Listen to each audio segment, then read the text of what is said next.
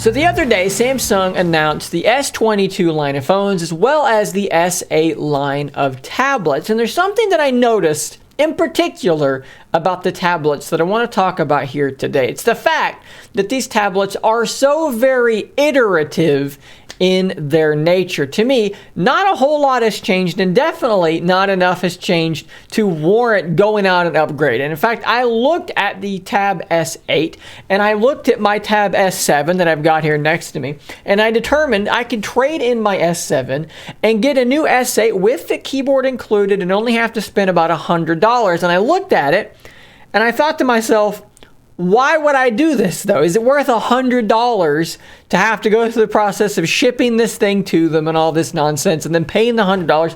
And I decided that no, it wasn't, because frankly, the difference between the S7 and the S8 is so very negligible that I just can't imagine doing it. And so what I want to present here to you guys today is this. If you're looking to get a new tablet, you've seen the S8 and you're like, man, this thing looks great. Hold up. Maybe don't click buy just yet. Let's look at the Tab S7 real quick, because the price will probably only continue to fall from here, and it's already pretty low, and I think it's probably the better buy at this point. So let's do this real quick. Let's look at your Tab S7, which again I have here next to me. We've got an 11-inch screen, 13 megapixel camera, 6 or 8 gigs of RAM, 8,000 milliamp hour battery, quite good. And then let's look at the Tab S8. And if you notice, when I click for one or the other, the only thing that changes in this section is that we get a bit more RAM. So we go 8 gigs and 12 gigs of RAM. We also go from the Snapdragon 865 to the Snapdragon 8 Gen 1. So you're going to get a little bit more RAM, and you're going to get a CPU that is a little bit faster. And perhaps you're the type of person that absolutely wants the bleeding edge. You want the best possible performance. But I'll just tell you this.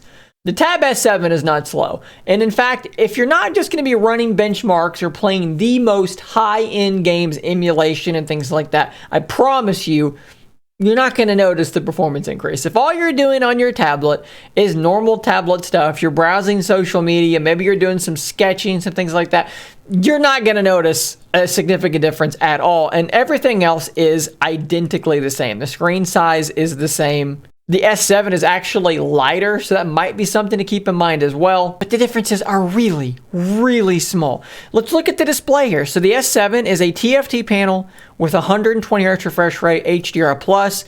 On the S8, it's the same. The resolution is the same. The contrast ratio is the same. The pixel density is the same.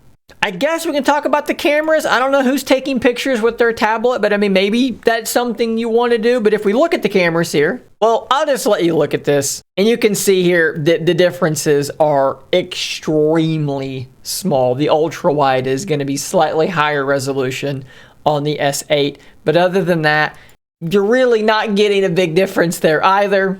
And then, of course, you do have to factor in that with the S8, you're going to get updates for a little bit longer, just simply due to the fact that it is a newer device. And yes, there will likely be some pieces of software magic, right? There are going to be some features here and there that the S8 will have the S7 will. However, Samsung is usually really good about bringing those new features back to their old devices. I'm someone who owns a Z Fold 2, and of course we just now got One UI 4.0, and the features that the Z Fold 3 has are largely like all on the Z Fold 2 now, and that's something that they do, so I expect them to do the same with the Tab devices. Well, let's look here real quick at what you would be paying to get the S8 on Amazon's website. $699. You do get the slim keyboard, okay? And if you're purchasing this right now, when that deal is live, factor that in, because that's a little over $100 value that you're going to be getting for free here. So that is very important. If you need that keyboard, which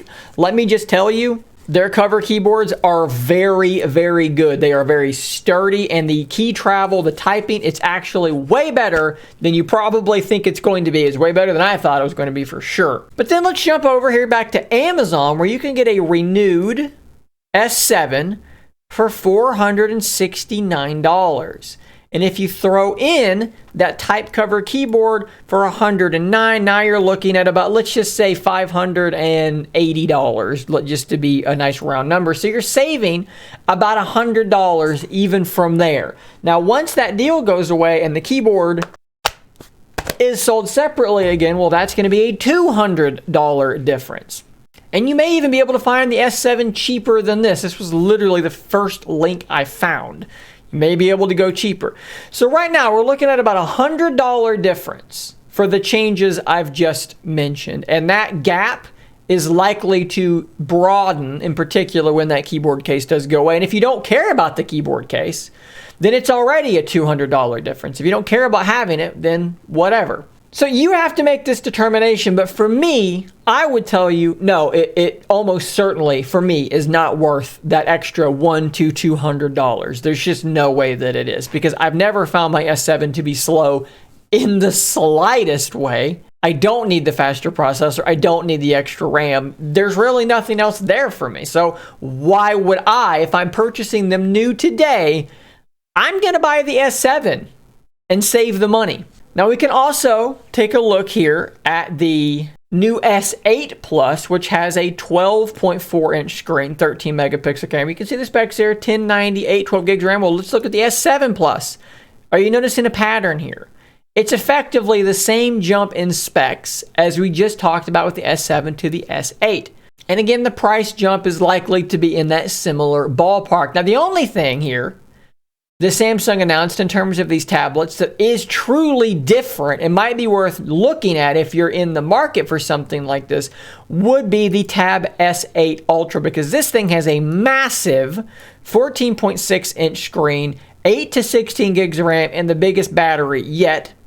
This thing's basically just spec'd out like crazy. Now, you also do have to deal with the fact that you have a notch in the display, which I don't love. It's not a terrible, huge, massive MacBook style notch, but that is there. Perhaps that's the one, just like with their phones, right, where the S22, the S22 Plus, just honestly, probably buy the S21 and save a bunch of money because there's such a small difference. Well, in this case, just like with the S22 Ultra, is probably the only one worth noting.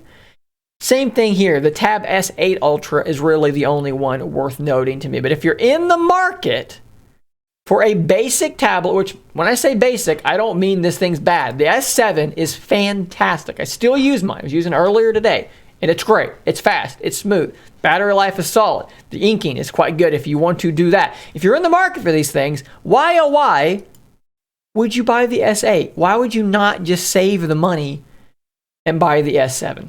So just putting that out there. You may be someone that, like I said, you like the S8 and you want the newest, the biggest, the baddest, and I get that. Go do what you got to do. But I just want people to pump their brakes for just a moment and think twice before you spend your money. Look at the other deals that may be around and maybe even wait and see if some other deals happen on something like the S7. You may get lucky, but keep in mind you may also not get lucky and you may lose that included keyboard with the S8.